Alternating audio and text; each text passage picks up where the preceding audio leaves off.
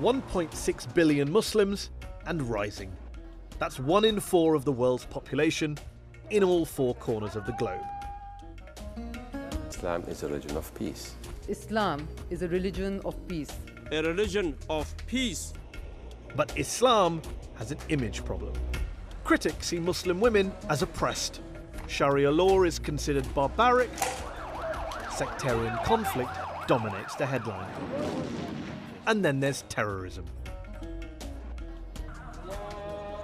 For Muslims, it's a gross misrepresentation. But not for Irshad Manji, whose controversial first book, The Trouble with Islam Today, described Muslims as an army of automatons. I'm Mehdi Hassan, and tonight in the Oxford Union, I'll be going head-to-head with the outspoken Canadian author and self-described Muslim refusenik.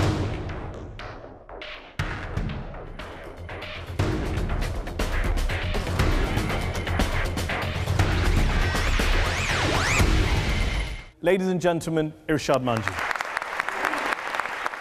She believes Muslims need to rely much more on their own Islamic tradition of ijtihad, or independent reasoning, and completely rethink their attitudes to the West. Welcome, Irshad, to Head to Head. Thank you very much for joining us. Let's kick off this discussion with perhaps the most important question, because a lot of people know you from your first book, which was called The Trouble with Islam Today. What is the trouble with Islam today, in your view? In a word, Muslims. We are the trouble with Islam today. We have allowed tribal culture to colonize the faith of Islam. But the good news in saying this is that we are also the source of reform, meaning that we can literally draw inspiration from our own scripture, from the Quran, in order to reform our hearts, our spirits, and our beings.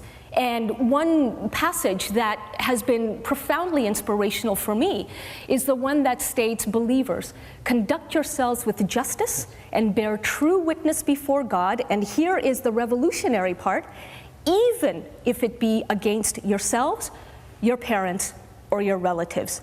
This is a call for moral courage. This is a call to stand up when others want you to sit down.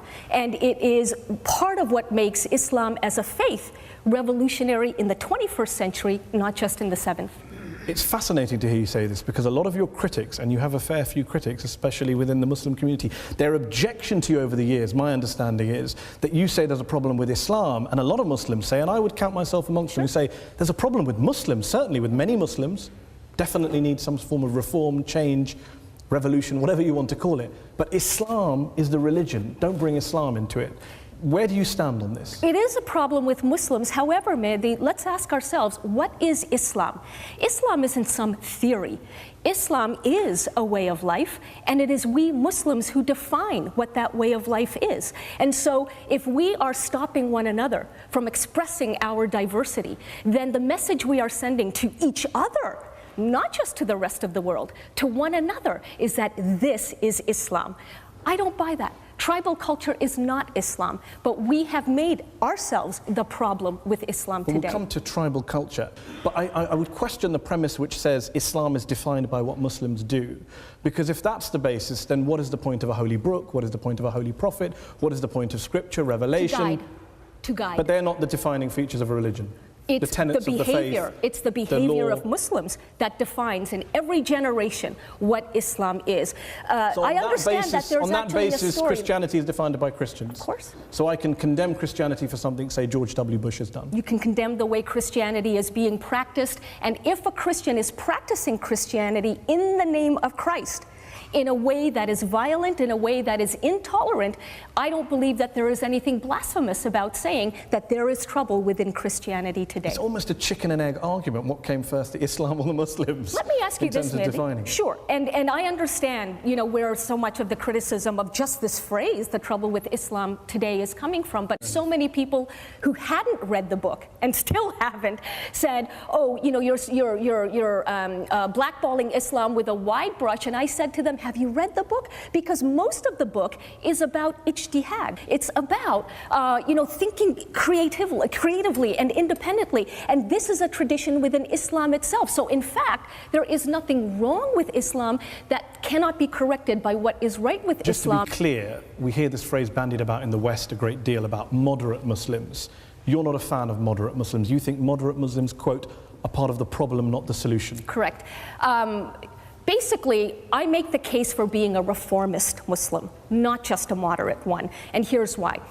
Moderate Muslims do denounce violence that is committed in the name of Islam, very much so, but they deny that religion plays any role in that violence. The very first thing you will hear from the mouth of a moderate, typically after an act of violence committed in the name of Islam, is, please don't misunderstand, Islam has nothing to do with this. But that's not true, because those who are committing the violence cite Islam as their inspiration. What reformist Muslims do, let me finish. To define the religion. What reformist Muslims do is that we acknowledge there is violence, but we also say that the way in which some people are using our religion is that they are inspired by religion to commit that violence. In other words, when moderate Muslims say that Islam has nothing to do with this, they are the ones, in my humble view, who are ceding the ground, who are handing over the ground of theological interpretation to those who already have malignant intentions. But we have to acknowledge that there are verses that terrorists are using and that they should not have the last word. You can't do that if you're going to say Islam has nothing to do with this violence. But why not, you say the last word, many Muslims would say, why not go back to the first word? Why a reinterpretation when there is already a massive body of scholarship, classical scholarship, which says you do not kill civilians, you do not launch preemptive surprise attacks on innocent targets. So why get into this reinterpretation debate with people who don't really deserve to be debated with, because they are criminals, they are mass murderers, who are using the Quran as cover for their crime? When I talk about reinterpretation, I am indeed talking about taking away these malignant interpretations from terrorists. And so what many Muslims, and not just non-Muslims, will know about Islam is what makes the headlines today. That is why I use the word reinterpret, because already power is being given through our passivity, through our silence, relative silence. Already power is being given to terrorists to define Islam. You say silence and passivity. I mean, I heard that in 2001. I remember after the September 11th attacks, people said, where are the Muslims? Even though lots of Muslim scholars around the world came out and condemned the 9/11 attacks quite quickly. No, not quickly. They had to be pressured into doing so. I think you'll find, for example, Sheikh Fadlullah, who is condemned as a Hezbollah cleric, and we can have a debate, who died recently, he condemned the 9/11 attacks within 24 hours. Most clerics For 10 years, I've been hearing 3, Muslims 4, 5 condemn years 9/11, condemn 7/7, and do so on the basis of the Quran. And yet you come here and you say that they're silent and they're passive, and I worry that you're playing into all sorts of stereotypes about Muslims that already exist. You know, I tell you what plays into stereotypes. What plays into stereotypes is the relative silence and defensiveness of Muslims who say, Irshad, you're empowering Islamophobes. When Muslims become defensive about this, what the message that they're sending to actual Islamophobes is, we have something to hide. Because now we're just getting angry and emotional over an argument like hers, rather than calmly debating it. If I say to you calmly that the Quran condemns violence against civilians, the Quran does not justify Al-Qaeda attacks on the Twin Towers, is that defensive? Is that passive? No, is that silent? No, of course not. But the point is that there were Muslim progress. scholars in Britain coming out in 2001 saying this is against the Quran. The Quran condemns these things. But these are the same kinds of people who have said things like Islam and the Quran in particular is just unequivocal, that if you kill a human being, it is like killing all of mankind. Not true. Actually, the verse itself, chapter 5, verse 32 reads, if you kill a human being, it is like killing all of mankind, unless you are killing that human being as punishment for violence or murder or other villainy in the land, okay? So I'm saying that moderate Muslims cannot simply sanitize what does exist in the Quran. We need to get real, we need to get honest, and we need to offer bold and competing reinterpretations of what is actually in the Quran, rather than putting periods and other punctuation marks that don't exist. Okay, well, let me bring in Sheikh Ibrahim Mogre, as Assistant Secretary General of the Muslim Council of Britain. He's an imam at several mosques in Leicester. You heard the verse she cited. Is the Quran, are Muslims behaving defensively about such verses? Are they hiding behind punctuation in your view? Well, I feel Irshad's also being very selective and putting the punctuation marks where they're not necessary. The verse of the Quran certainly talks about the sanctity of human life and the need for the preservation of human life and how wrong it is to take human lives. And when you extend your argument to say that it talks about except in response to violence or murder, but it is not for lay Muslims, people on the street, to take the law into their own hands. And when you say that we have not engaged with you for 10 years, I'd rather that you would have approached the scholars instead of sitting down to write a book and say, guys, this is what we want to talk about. Sir, with all due respect, you guys, as you put it, have not actually engaged with people like me.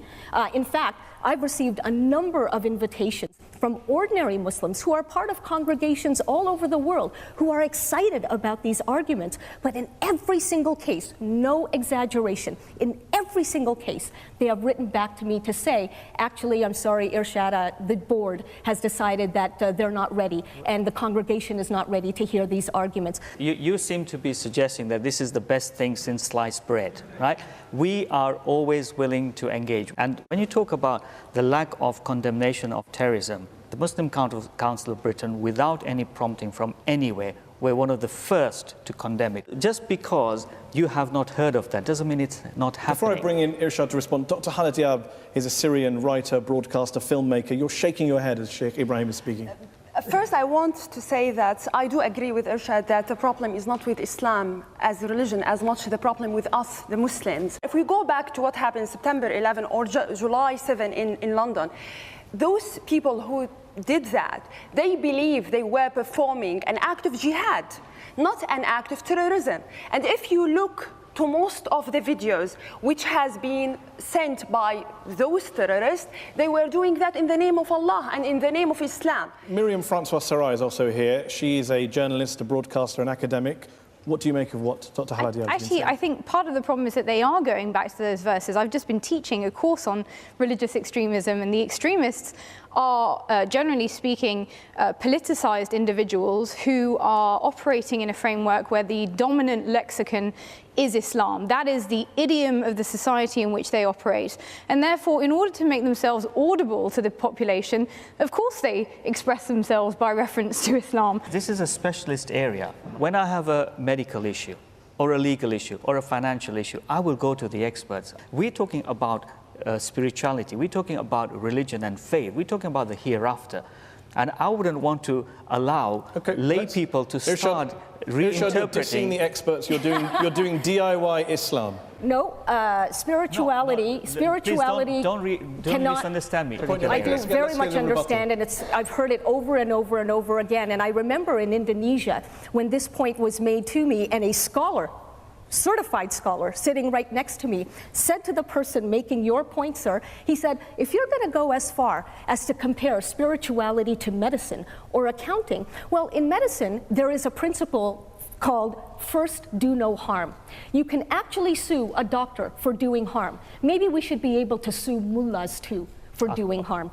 Why are you against expertise, the specialism? Quran, you know, it's interesting because the reason I can embrace the Quran is that, 3 times as many verses in the Quran call on Muslims to think and rethink and analyze, as you've pointed out, rather than submit blindly. So by that criterion, actually all of God's creatures, Muslims especially, are called upon to keep thinking. It's not about expertise. It's about remembering, sir, that you are not God and I am not God. And therefore, none of us can claim to have the, quote, right interpretation. Would you get rid of all scholars, imams, mullahs, as you call them, anyone, get rid of all of it?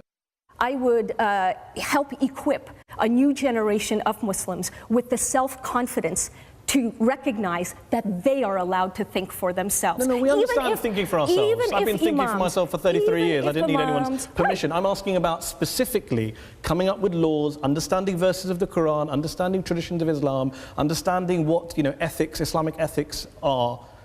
how can every single person just make that up as they go along? Surely in every religion, in every society, in every field of life, you defer to experts, people with specialist knowledge, well, again, which you and I don't have. Well, wait a minute. You know, as we found out with the 2008 global economic meltdown, which was not predicted by the experts, experts often aren't experts, okay? So let's stop playing the power game, Mehdi. Let's stop playing on the terms of people who call themselves experts and who like to use their power as a cudgel, as a sledgehammer over everybody else. Who are the people who know, in your view? Who are the people you ask? Who I ask? Yeah. If I'm thinking for myself, but I will tell you. Everything. Hold on. Certainly. Everything. But wait, you don't need any help in understanding the Quran, the tafsir, the interpretation, the history, the ethics, the context. One of the most common questions that I get from young Muslims is about interfaith relationships. I'm a Muslim, I've fallen in love with a non-Muslim, is there any hope for us? And they usually say something along the lines of that my parents and their imam insist that Islam stops interfaith marriage. Is that true? Rather than me giving them my personal interpretation, what I've come to realize is that they're actually not asking about themselves, they're asking about their parents. They need an argument that will convince their parents that love is borderless. What my worry is, if you buy this argument that the mullahs are all bad, everyone thinks for themselves. All bad. Come on. A lot of them are bad. Hyping that. A lot of them are bad. Don't be a typical journalist. A lot of them are bad. Don't do that. A lot of them are bad. I read 2 of your books. They didn't come out very well. Don't polarize. A lot of them are bad. We think for ourselves. We don't allow them to monopolize power, end the power game, etc. My worry is, if I'm in Al-Qaeda, that's very appealing. I don't need to worry about classical law, scholarship. I just make up my own religion. I give a fatwa saying kill the Jews. And they do. And they do. That's exactly what they are doing. And aren't you validating them? Because you're saying from a liberal perspective, we make it up as we go along. And they, from an extremist perspective, say, let's make it up as we go along. You're almost empowering the very people you claim to be fighting with. You know, that's a very... I think that's an excellent point. I've heard it before, and I've said it before. That's an excellent point. Good in theory. Wonderful in theory. But again, I live in the world of reality. And the reality is that people like this already exist. And this is why progressive thinkers, and I wish there were more people in positions of religious authority who would take that power and actually democratize the ijtihad, so that young people know that they are worthy of thinking about these issues for themselves, yes, in a non-violent way, but actually developing that personal relationship with Allah rather than believing that they are here to worship Allah's self-appointed ambassadors. And just to be very clear before we move on, just for the viewers, you talk about ijtihad. How do you define ijtihad? Ijtihad is Islam's own tradition of independent thinking, of critical reasoning, of debate, dissent, and reinterpretation. And yes, I have heard 1,000 times that only certain people are allowed to exercise ijtihad. But even that is up for debate. Well, let me just come back to the point you made a moment ago. You said, let's not play the journalism game, let's not generalize. The polarization game. It's a very good point. I'm glad you raised that, because I reread both your books and I found myself nodding through a lot of the pages saying, I agree with this. She's right about the way women are treated in a lot of Muslim countries, a lot of Muslim communities. She's right about violence, predilection for violence. She's right about a lot of areas, ignorance, critical thinking, a lot of things. But here's where you and I differ. I read your books and I see only polarization. I see you painting in primary colors. It's all black and white. It's West is great, Muslim world is all backward. They don't think for themselves. They're all automatons, to use your phrase when the program opened. Well, then I have to say, then you're reading those books from your particular lens. What do I do with this sentence? One sentence. Under the Arab code of honor, Muslims are taught to abdicate our individuality and accept our fate as the property of our families. We're all 1.6 billion of us. I don't do that. My parents didn't do that. None of my friends do that. When you say 1 billion Muslims need permission to think, you're not just talking about Arabs. I'm saying that there is too much fear still among a new generation. When I went to Cairo 5 years ago even, a massive protest against the Mubarak regime, young woman comes up to me and she says, Irshad, I know you get a lot of questions from young Muslims. Here's mine. She said, I have fallen in love with a Jewish man and I don't know how to tell my parents. She said, here I am putting my life on the line to achieve political change in my country of Egypt, but the more frightening thing for me is to speak with my own family about love. Frightening thing. Why not say, some women in Egypt need the permission to think freely. Why say 1 billion Muslims? Why feed into the Islamophobes you mentioned earlier by implying that 1 billion Muslims do not think for themselves? Again, when you read my point in its context, you understand that I am giving shades of gray and nuance, but of course, like any person who's making a particular argument, you make particular statements in order to drive the point home. But if you're trying to win over Muslims and reform the community, when you say things like, we have to own up to, quote, Muslim complicity in the Holocaust. Yes. Yes, as Muslim complicity. As there was Am Christian. I complicit in the Holocaust? I think that anybody who denies that Muslims played a very important role in the Holocaust A Palestinian mufti, passive. I think, is your example. More than just a Palestinian But what about all the Muslims mufti? who died People fighting who Hitler? What do you do to their memories? What I do is I write about it in Allah, Liberty and Love. That's what I do. Agreed. So you okay? disown the and statement from that. your first book that said Muslim complicity? No, just as I do not disown the notion of Christian complicity in the Holocaust. I'm simply saying that we Muslims, you break everything down to Muslim. Muslims have a lot of catching up to do in the dissent department. One thing I noticed when I was reading the book, you say, well, there are plenty of women, you would agree, in the world, in the Muslim world, who wear the headscarf, who wear hijab, and they are fighting the battles you would want them to fight against domestic violence, against rape, against female circumcision, and the rest. How do you think they feel when you refer to having worn a hijab as wearing a condom over my head, or calling it a faux symbol of modesty, a symbol of Arab tribal culture? They're not really going to get on board your reform project, are they, when you refer to them as that way? Well, no, actually, that's not true. Because again, you are assuming that the only people who care about this subject are people who would be offended by notions like this. Quite the opposite. I can't begin to tell you how many women who do choose to wear the hijab have said, thank you for making this point, and I want you to know, in many cases they say, that I choose to do this for myself, but I have struggled with it. Just as you are calling on me to now defend the rights of women on whom hijab is opposed, you're calling on me as someone who has the luxury to choose it, you're calling on me to fight for the rights of other women who don't want to choose it. And that's exactly the point. You are perfectly free to choose, but the point is choose. You see your role, part of your role is speaking truth to power. When you say I speak truth to power, I also worry that there are people in power, not in the Muslim world, in London, in Washington, DC, Toronto, Tel Aviv, who you're not speaking truth to. You're telling them what they want to hear. They want to hear that this is a problem with Islam, it's not a problem with our policies, and Irshad Manji is saying, I agree with you. Nope. I have not let anybody off the hook. I am, in fact, distinguishing between politics, culture, and religion. You talk about the Armenian genocide in 1915, carried out by the Turks. The Turks deny it was a genocide.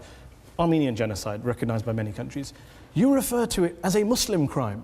Why is it not a Turkish crime? Why does everything get boiled down? It's almost, again, that you're playing, unwittingly perhaps, the extremist game, because you're defining everything through an Islamic prism. When something is done in the name of a particular religion or a particular God, that is when I think we can legitimately apply the name of the religion to that crime. The moment people, sincerely believe that the Quran has nothing to do with this violence is the moment when terrorists who commit these crimes in the name of Allah will no longer be able to get away with them. Okay, strong views. We are going to come back and continue this in part 2. We're speaking very freely here and having a very interesting debate. Join us for part 2 when we'll be talking to Irshad about all of those other issues that she challenges in her book, and we'll also be hearing from our audience here in the Oxford Union. Join us for part 2 after the break.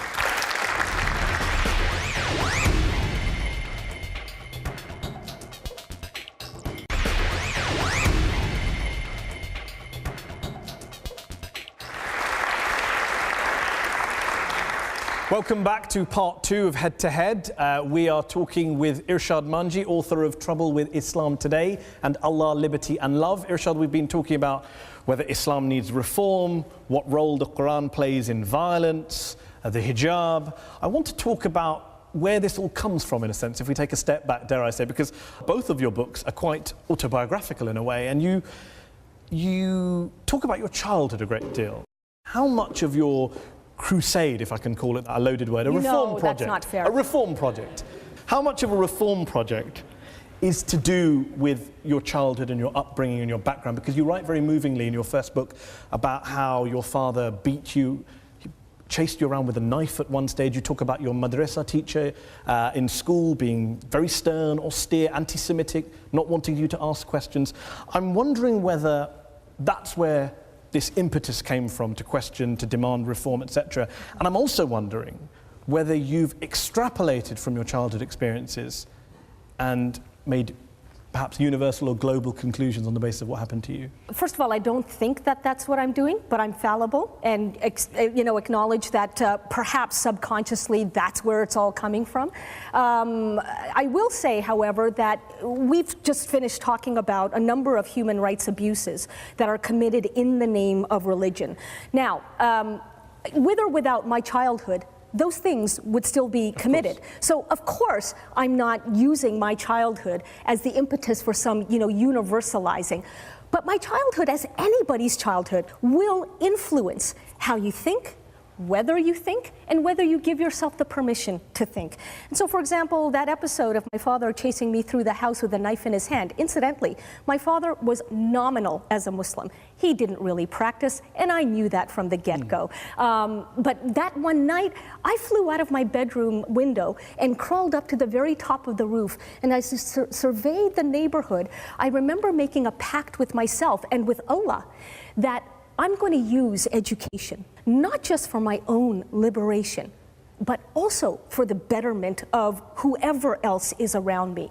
This is a young woman's journey to reconcile her faith with the freedom that she has been given in a part of the world in which her own parents did not grow up. And one could say that this is the kind of journey that a whole generation of Muslims is also undergoing right now. Do you believe that your experiences, say for example in a madrasa where you weren't taught about other faiths, you were taught a lot of hateful things, a lot of ignorant things, I get the sense that you think that's a common experience to many other Muslims and many madrasas? Oh, no, and I've not said that, and I wouldn't say that, because how would I know? But certainly I use not just the experience of what happened within the madrasa, but also, Mehdi, remember, when I talk about being kicked out of the madrasa for asking too many questions, I also make the point that I did not leave the faith. Why? Because even at that age of 14, I realized that maybe this is just an individual, this teacher of mine, who is telling me the wrong things about Islam, and so I need to figure this out for myself. Those Muslims who didn't go through that journey, who didn't have those experiences, do you understand why they perhaps, when they read your book and the chapter says, "Thank God for the West, we owe the West our ability to critically think and question," they don't agree with you? They think, well, I didn't have that experience. I don't write that we owe the West our ability to think critically, not at all. In fact, a huge part of my argument is that, again, Islam has its own tradition of critical thinking, and that there is nothing except for petty politics that should stop us from rediscovering that tradition in the 21st century. The refusenic line, the kind of outsider, the critical thinker, do you think that mantle came to you partly because you're a gay Muslim in a faith where gay Muslims have their human rights abused in a lot of Muslim majority societies? Maybe, but the reality is that I didn't know this about myself when I was a kid, never even thought about it. So I personally don't think that if I was, if I was straight, I would like to believe that I would be arguing exactly what I'm arguing now. But only Allah knows. I just want to bring in Sheikh Ibrahim Mogre, still here, who is an imam in several mosques. When you hear about Irshad's journey, what do you say to those people who do say, Muslims and non-Muslims, that mosques are places where, not just Irshad's mosque, but other mosques are places in the West, there is this accusation, where children are being indoctrinated, brainwashed, being taught all sorts of reactionary things?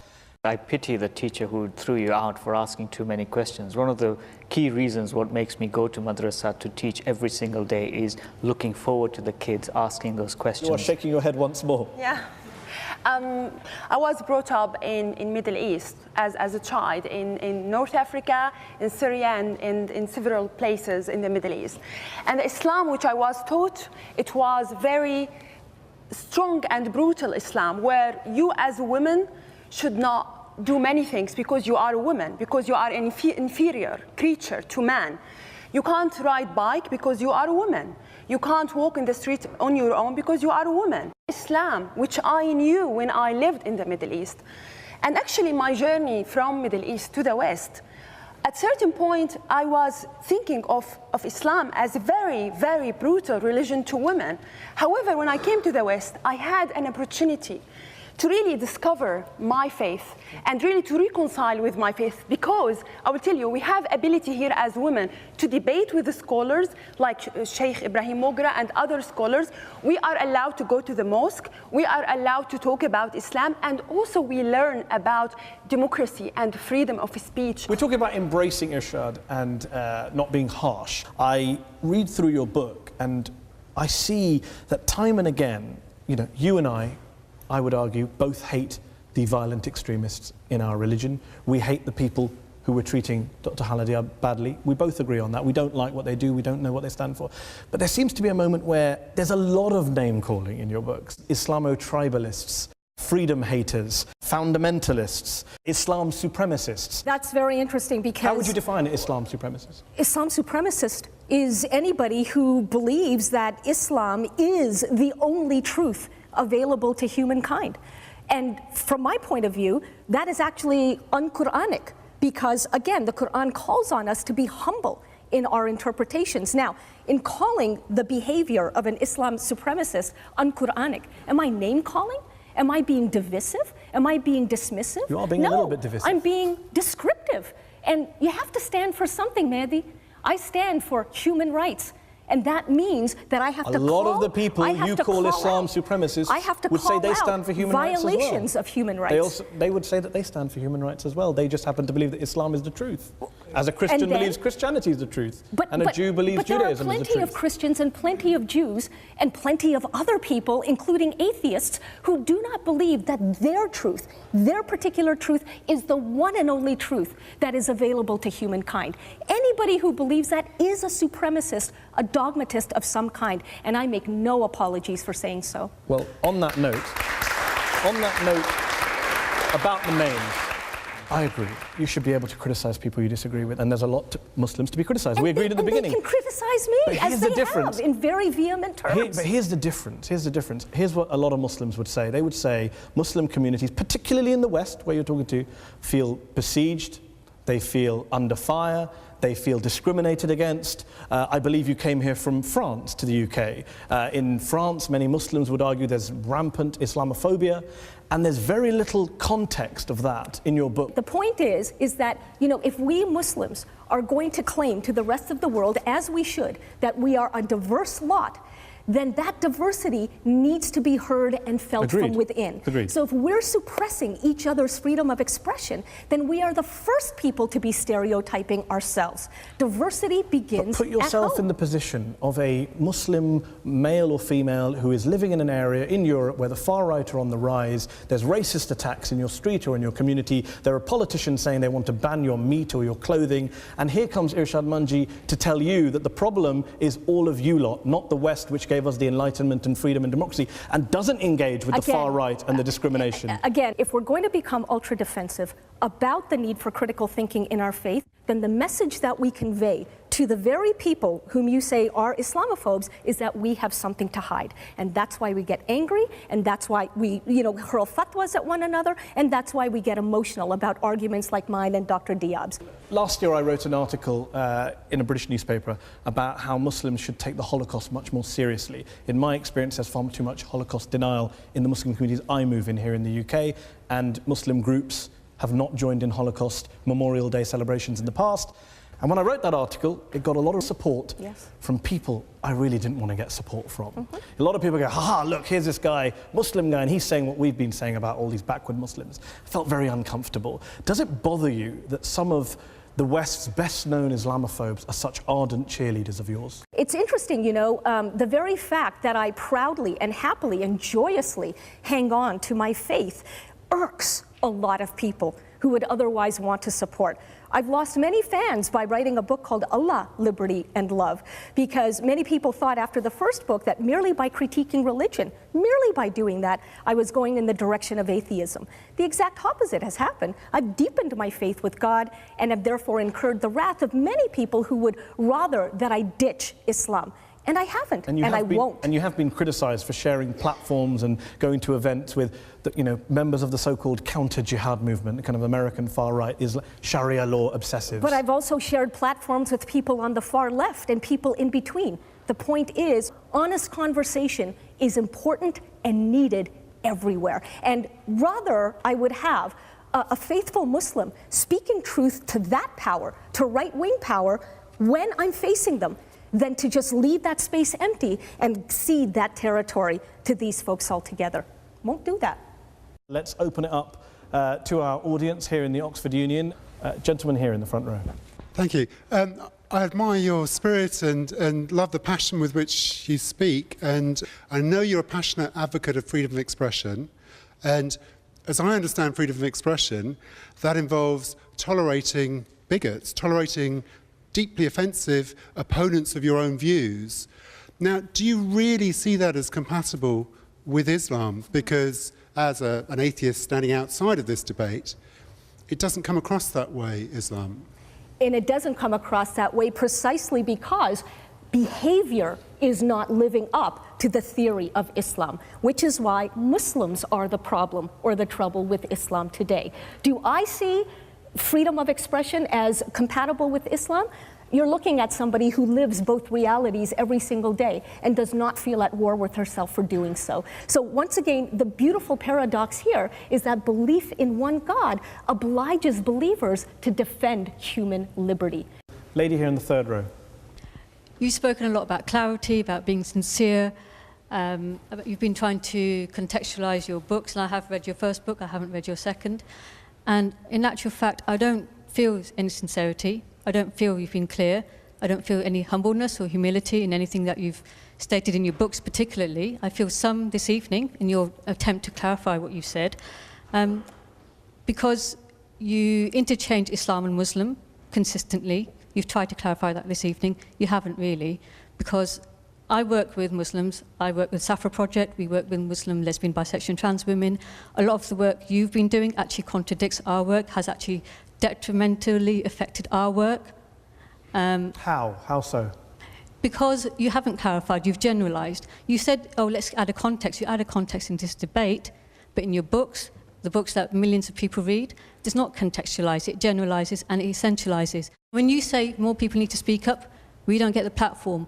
The reason you get a platform is because what you say continues to support the racialization of Muslims. Irshad, you want to come back? Simply to say that I'm sorry you feel that way.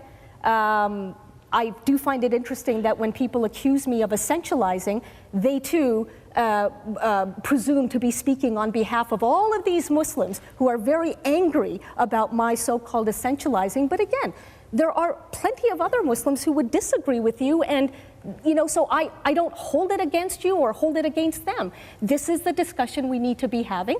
I'm sorry, as I say, that you feel the way that you do, and good luck in your work, because we all have something to contribute. One thing we didn't get to talk about, time permitting, is, for example, you hold views that most Muslims don't hold, the vast majority. For example, you believe the Quran is an imperfect book, a flawed book, a contradictory book. Very hard for you to round up Muslims to speak out on that issue because they just don't agree with you.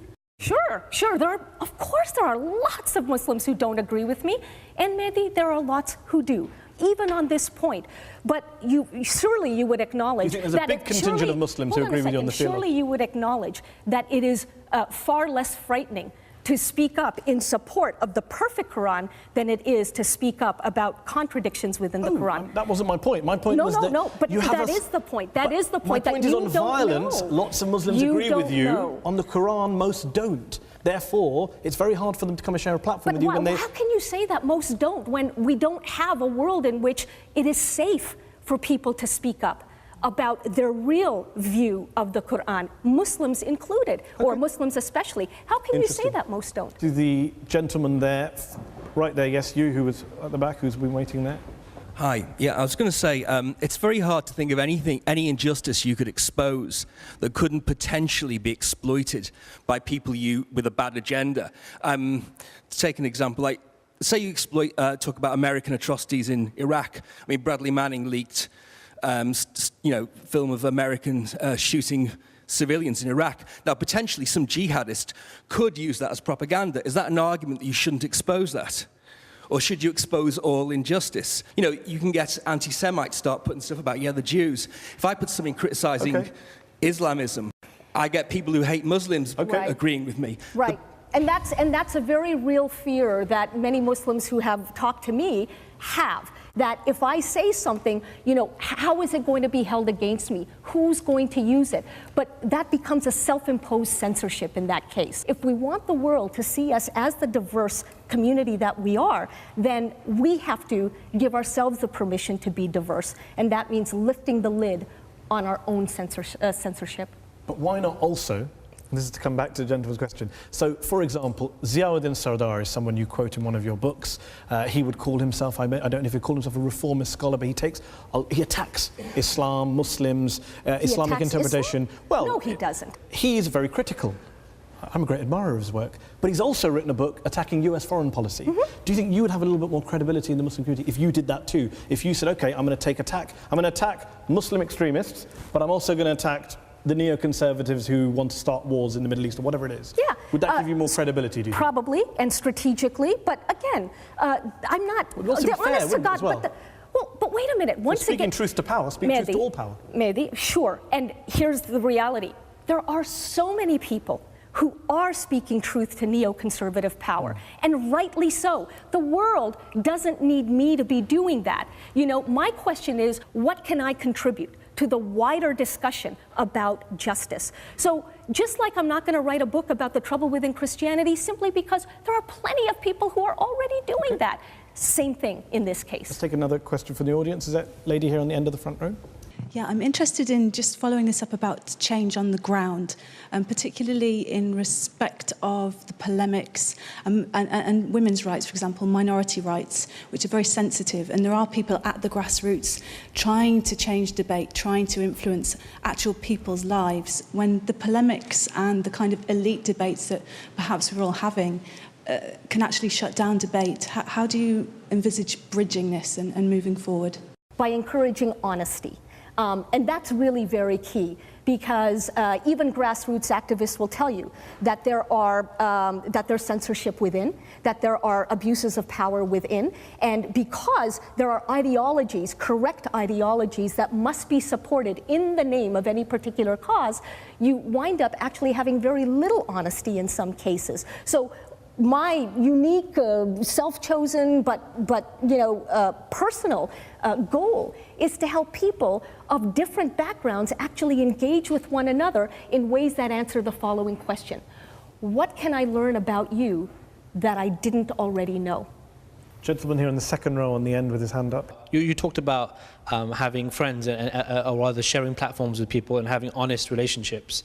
And I wonder to what extent you have honest, open friendships with traditional Muslim scholars who are representing their traditions, which go back generations, and are voices of moderation, because you seem to be undermining them as opposed to empowering the very people who are doing all the hard work on the ground. Right.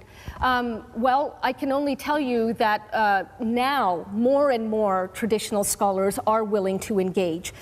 In the past, they haven't been. And not because they're bad people, not at all, but because they too have feared the stigma of in any way sharing a platform with Irshad Manji. I think people are getting rather fed up with that. They're getting tired of courting the approval of, some spokesperson. So once again, signals of hope, signs of hope. This lady here. I think what sort of can become an issue here is that we have this idea that there's this monolith of Islamic expression and that everyone is backwards and everyone has some very archaic ideas. And I think it's a shame if we are tarring the whole of the Muslim community in the West, in the East, with this one brush. And I think sometimes you can play into that. You're tarring everyone with the same brush in that sense. I'll be more careful going forward. Gentleman there. I think I agree with you, there's a fragmentation of religious authority in the world today. But if Islam is what Muslims do, and how Muslims live, and the context in which they live, why keep going back to the religion and to the Quran? I mean, do you think that if we edited out all the verses in the Quran which are violent or patriarchal that there wouldn't be militancy in the Middle East or that domestic violence would end. I mean, don't you think Islam isn't the problem and it isn't the solution? That's what Islamists say. Islam is, in the end, a distraction if you're talking about the politics of the Muslim world today. I don't think it is a distraction. And you know, going back to Mehdi's point about trying to win hearts and minds, I mean, I remain a Muslim for a very sincere reason, because I love Allah. End of story. The reality, though, is that when you come from within the fold, you know, you can say to fellow Muslims that, look, the Quran itself, we can draw inspiration from it. People need to hear that there are these verses in the Quran, and it is shocking, and I would say very, very sad, that more madrasas are not teaching these aspirational verses to their children in order to have them really understand that as children of God, not slaves of God, as children of God, they have the capacity to make a difference within their faith. Irshad, you say you stayed a Muslim. You say I remain a Muslim sincerely. Yeah. How would you define that? How would you define it? Just believing in God? But would that not just make, how is that different to a theist who believes in God without believing in the Quran, the Prophet? Maybe it's not. And therein again is, you know, one of the things that we have to think about. Why do we need to be so different or so special from other people who believe in one God? So believing in the prophethood of Muhammad, which is one of the conventional beliefs, you don't think is a criteria for being a Muslim? You don't have to believe in the prophethood? I believe in the prophethood of Muhammad. If you believe that's a criteria. I do believe in the prophet. But is that, should that be a criteria for being a Muslim as it conventionally is? I don't think so, because what has happened is that in making that one of the criterion, we have inadvertently, as Muslims, many of us, and I would argue most of us, have put Prophet Muhammad on a pedestal, when he himself reportedly said, I'm just a human being who's been given this special mission from God, but I am a fallible human being. And so I believe that going back to the Quran, rather than also supplementing it with hadiths and you know, the traditions of the Prophet, the Quran itself contains the raw materials for the diversity of thought that we are capable of. We don't need to go any further. Gentleman with the white cap there, So I just want to ask, is there any basis for just punishment and war in Islam, bearing in mind the Prophet and his companions performed both? And is there any practice in Islam which is not open to choice? The central tenet of Islam is belief in one universal God. The central sin in Islam, therefore, in my view, is playing God with one another. And beyond that, this is your relationship with your Creator. Do not impose on other people. Do not intimidate other people. Understand that you will have the conversation you need to have on the Day of Judgment with your Creator. And why does it need to be more complicated than that? If you keep it that simple, then I think that part of the contribution one would be making is liberating spirituality from the cage of organized religion. That's it. Khalas. That's it. Khalas is a nice line that I'm going to steal. Thank you very much for coming here to address this audience. Thank you for you all in the Oxford Union for coming here today. And thanks to you all for watching at home. We will be back for another head-to-head next week.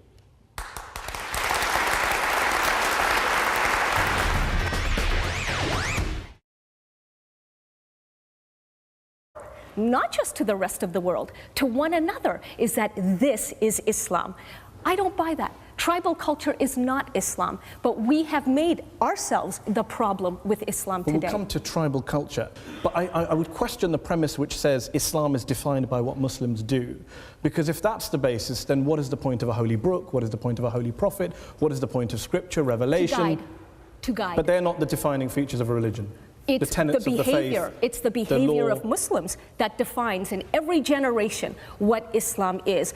So I understand that there's on that actually basis, a story. Christianity is defined by Christians. Of course. So I can condemn Christianity for something, say, George W. Bush has done. You can condemn the way Christianity is being practiced, and if a Christian is practicing Christianity in the name of Christ, in a way that is violent, in a way that is intolerant, I don't believe that there is anything blasphemous about saying that there is trouble within Christianity today. It's almost a chicken and egg argument. What came first, the Islam or the Muslims? Let me ask you this, Mehdi. Sure, and I understand, you know, where so much of the criticism of just this phrase, the trouble with Islam today, is coming from, but so many people who hadn't read the book and still haven't said, oh, you know, you're blackballing Islam with a wide brush, and I said to to them, have you read the book? Because most of the book is about ijtihad. It's about, thinking creatively and independently. And this is a tradition within Islam itself. So in fact, there is nothing wrong with Islam that cannot be corrected by what is right with Islam. Just to be clear, we hear this phrase bandied about in the West a great deal about moderate Muslims. You're not a fan of moderate Muslims. You think moderate Muslims quote the Quran as cover for their crime. When I talk about reinterpretation, I am indeed talking about taking away these malignant interpretations from terrorists. And so what many Muslims, and not just non-Muslims, will know about Islam is what makes the headlines today. That is why I use the word reinterpret, because already power is being given through our passivity, through our silence, relative silence. Already power is being given to terrorists to define Islam. You say silence and passivity. I mean, I heard that in 2001. I remember after the September 11th attacks, people said, where are the Muslims? Even though lots of Muslim scholars around the world came out and condemned the 9/11 attacks quite quickly. No, not quickly. They had to be pressured into doing so. I think you'll find, for example, Sheikh Fadlullah, who is condemned as a Hezbollah cleric, and we can have a debate, who died recently, he condemned the 9/11 attacks within 24 hours. Most clerics For 10 years, I've been hearing Muslims condemn 9/11, condemn 7/7, and do so on the basis of the Quran. And yet you come here and you say that they're silent and they're passive, and I worry that you're playing into all sorts of stereotypes about Muslims that already exist. You know, I tell you what plays into stereotypes. What plays into stereotypes is the relative silence and defensiveness of Muslims who say, Irshad, you're empowering Islamophobes. When Muslims become defensive about this, what the message that they're sending to actual Islamophobes is, we have something to hide. Because now we're just getting angry and emotional over an argument like hers, rather than calmly debating it. If I say to you calmly that the Quran condemns violence against civilians, the Quran does not just a part of the problem, not the solution. Correct. Basically, I make the case for being a reformist Muslim, not just a moderate one. And here's why. Moderate Muslims do denounce violence that is committed in the name of Islam, very much so, but they deny that religion plays any role in that violence. The very first thing you will hear from the mouth of a moderate, typically after an act of violence committed in the name of Islam, is, please don't misunderstand, Islam has nothing to do with this. But that's not true, because those who are committing the violence cite Islam as their inspiration. What reformist Muslims do, let me finish. To define the religion. What reformist Muslims do is that we acknowledge there is violence, but we also say that the way in which some people are using our religion is that they are inspired by religion to commit that violence. In other words, when moderate Muslims say that Islam has nothing to do with this, they are the ones, in my humble view, who are ceding the ground, who are handing over the ground of theological interpretation to those who already have malignant intentions. But we have to acknowledge that there are verses that terrorists are using and that they should not have the last word. You can't do that if you're going to say Islam has nothing to do with this violence. But why not, you say the last word, many Muslims would say, why not go back to the first word? Why a reinterpretation when there is already a massive body of scholarship, classical scholarship, which says you do not kill civilians, you do not launch preemptive surprise attacks on innocent targets. So why get into this reinterpretation debate with people who don't really deserve to be debated with, because they are criminals, they are mass murderers who are used with Islam today? We have allowed tribal culture to colonize the faith of Islam. But the good news in saying this is that we are also the source of reform, meaning that we can literally draw inspiration from our own scripture, from the Quran, in order to reform our hearts, our spirits, and our beings. And one passage that has been profoundly inspirational for me is the one that states, believers, conduct yourselves with justice and bear true witness before God, and here is the revolutionary part, even if it be against yourselves, your parents, or your relatives. This is a call for moral courage. This is a call to stand up when others want you to sit down. And it is part of what makes Islam as a faith revolutionary in the 21st century, not just in the 7th. It's fascinating to hear you say this because a lot of your critics, and you have a fair few critics, especially within the Muslim community, their objection to you over the years, my understanding is that you say there's a problem with Islam, and a lot of Muslims say, and I would count myself amongst them, who say there's a problem with Muslims, certainly with many Muslims, definitely need some form of reform, change, revolution, whatever you want to call it. But Islam is the religion. Don't bring Islam into it. Where do you stand on this? It is a problem with Muslims. However, Mehdi, let's ask ourselves, what is Islam? Islam isn't some theory. Islam is a way of life, and it is we Muslims who define what that way of life is. And so if we are stopping one another from expressing our diversity, then the message we are sending to each other. 1.6 billion Muslims and rising. That's 1 in 4 of the world's population in all 4 corners of the globe. Islam is a religion of peace. Islam is a religion of peace. A religion of peace. But Islam has an image problem. Critics see Muslim women as oppressed. Sharia law is considered barbaric. Sectarian conflict dominates the headline. And then there's terrorism. For Muslims, it's a gross misrepresentation. But not for Irshad Manji, whose controversial first book, The Trouble with Islam Today, described Muslims as an army of automatons. I'm Mehdi Hassan, and tonight in the Oxford Union, I'll be going head-to-head with the outspoken Canadian author and self-described Muslim refusenik.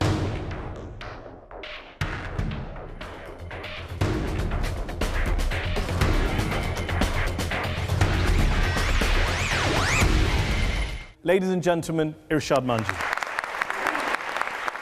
She believes Muslims need to rely much more on their own Islamic tradition of ijtihad, or independent reasoning, and completely rethink their attitudes to the West.